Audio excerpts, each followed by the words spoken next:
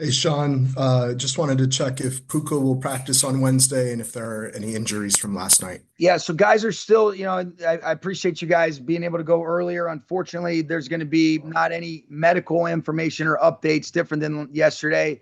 He was going to get a scan today, Adam, to just kind of confirm where we're at with those ribs. But I feel optimistic from some of my conversations with Reggie in regards to where we're potentially heading. But I will have more information for you on Wednesday. And appreciate you guys adjusting with me earlier. I apologize for not having more information like we're accustomed to when we do this a little bit later.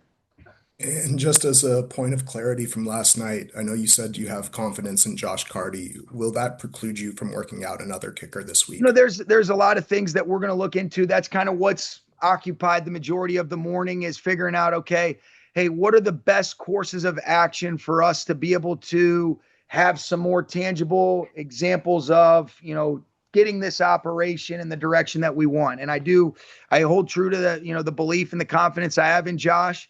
But we're evaluating all parts of, where we go with this operation. And I think you guys will see as we're continuously working through that conversations between Chase, Coach Kotwika, Les, our group as a whole. It's all geared towards solution-oriented moves and decisions that help us be more consistent in the overall operation of that going through the uprights with our field goal operation. And so whatever we think is going to be best, you'll see that reflected in the decisions. And then I think once we reconnect on Wednesday, after we're able to kind of make some of those decisions and coinciding moves or different things like that, that'll be able to allow me to provide some more tangible dialogue for you guys as far as what we decided, where we're headed, and what's ultimately going to be in alignment with trying to be able to get this thing solved, which is my only goal. And I know we're collectively in alignment. With the multifaceted issues in the kicking game, just what have you thought about how Chase Blackburn has handled these issues and the special teams in general this Yeah, season? I think what you realize is, I think there's been a lot of positives. I think there's a lot of stuff that goes on behind the scenes, leaning in with the added emphasis on the protection, which has been improved, the timing of our overall operation. And so I've been impressed at him. I've been pleased with both he and Coach Kotwika. I've been pleased with a lot of the guys' responses. And here's the thing too. What I will say that you realize is that everybody wants to get this right. That's what you can feel. There's not a single player, there's not a single coach that hasn't done everything within our control to try to be able to consistently get this thing executed.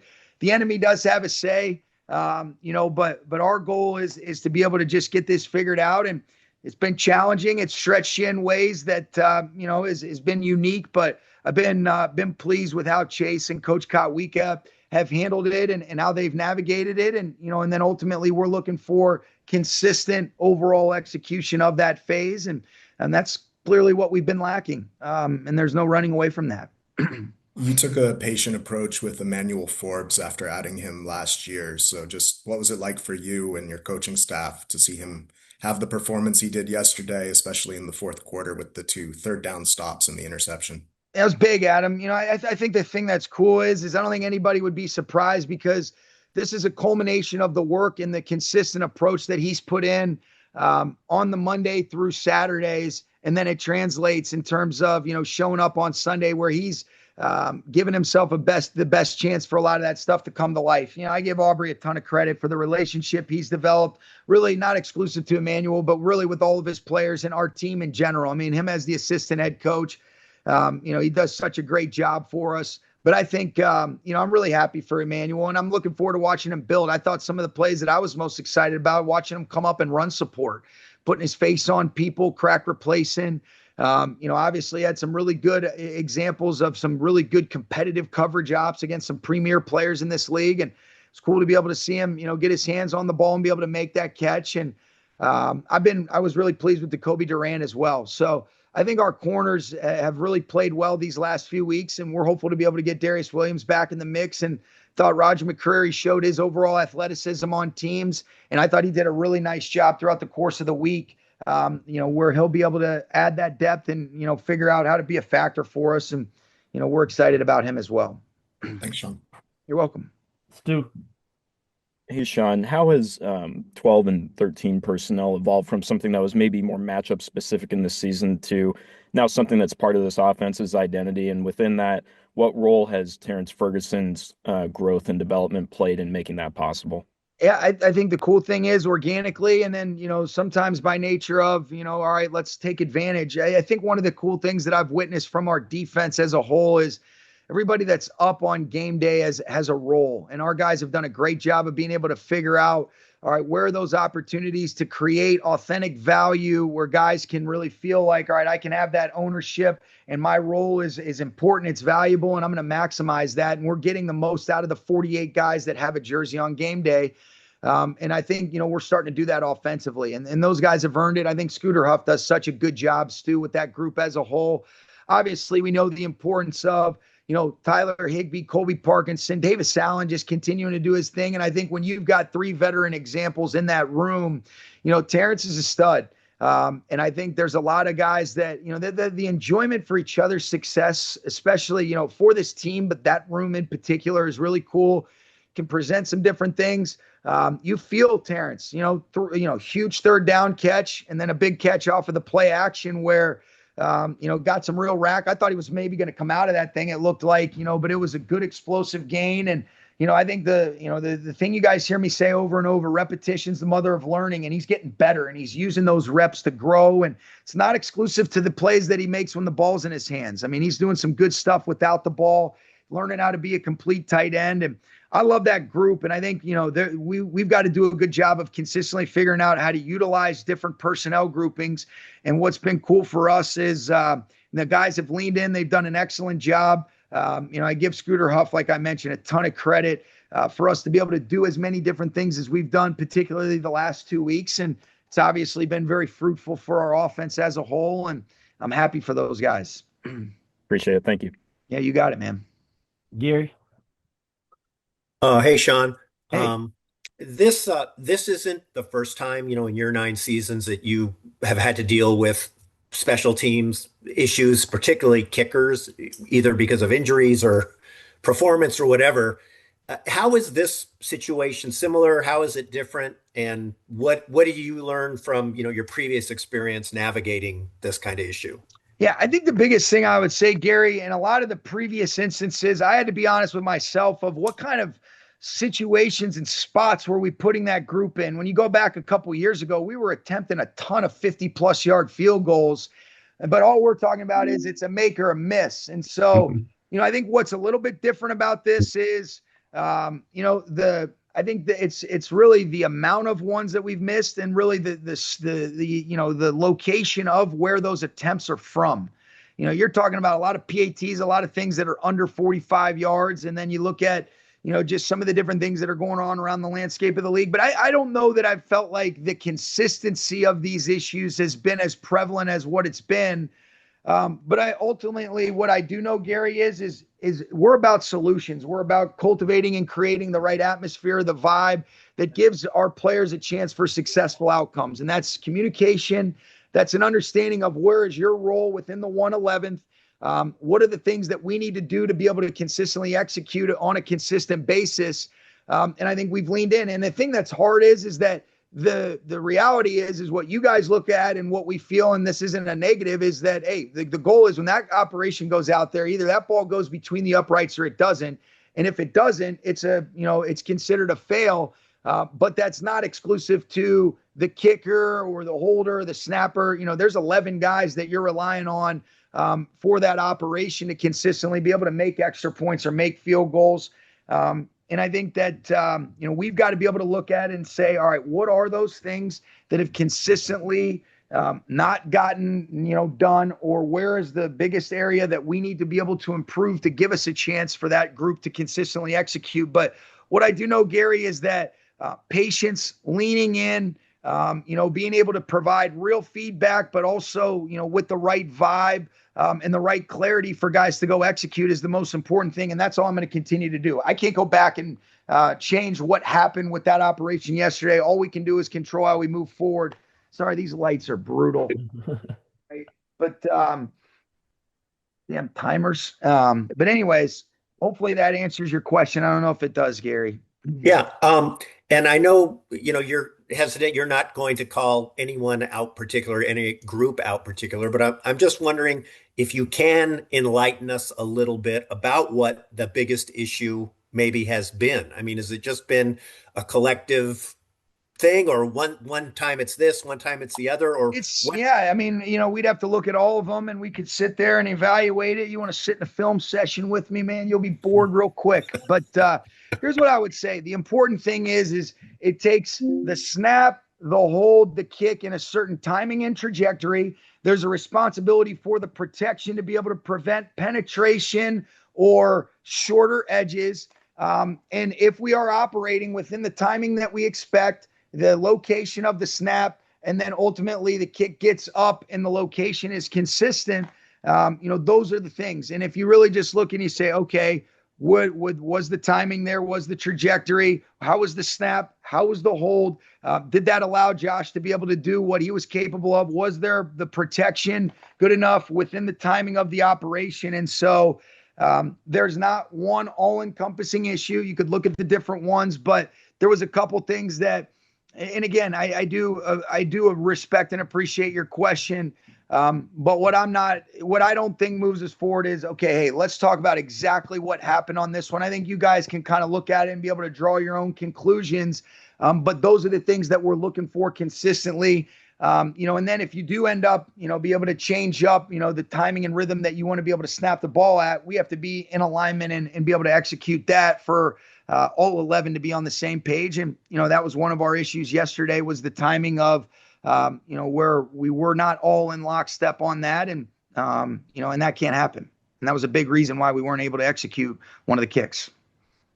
And then finally for me, in regard to Puka, how do you feel like he came back yesterday from the ankle injury? And I know this is something we've asked you before, but is there anything you can do to prevent him from suffering these kinds of bumps and bruises? I feel sick, because that fourth down situation where he's getting kind of a side shot and he's so good at that, and that's such an important situation. And you're saying, damn, you leave him susceptible to a great player pursuing from an inside out location that gives him a good shot. So that's not on anything him. That's more on the play call. And unfortunately, you're like, man, I feel like this is the best chance to be able to get us a yard because of what a stud he is and, the structure we were anticipating. And, I'm hopeful that he'll be all right.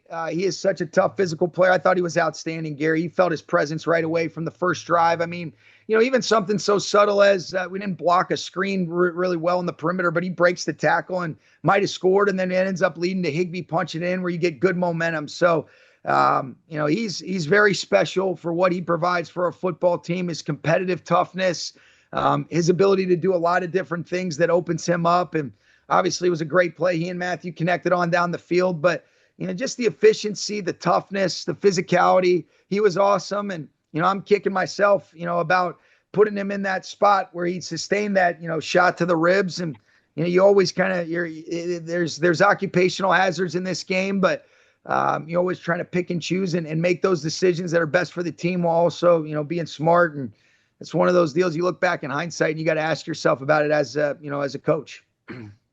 Thanks very much. You're welcome. And we'll wrap up with Sarah. Hey, Sean, with the trade deadline tomorrow, do you anticipate making any moves? I don't think so. I think, we're more leaning into, figuring out what's the right direction with this specific phase, of our football team with the field goal op, and what's the best way to move forward there. But again, here's what I've learned to say to you guys, that, and I mean that truthfully, there hasn't been a lot of conversations. There's not a lot of examples or things that do come up. But what you never say is never. Because Gary will hold me accountable to it and say, you didn't, so I'm just kidding, Gary, I love you, but it hasn't been something. Our main dialogue has revolved around our football team, and the immediate address, issues that we feel like we need to address. And there just really hasn't been a lot of dialogue. We had some dialogue around the corner spot. We obviously ended up landing on Roger McCreary, which I've been pleased with that.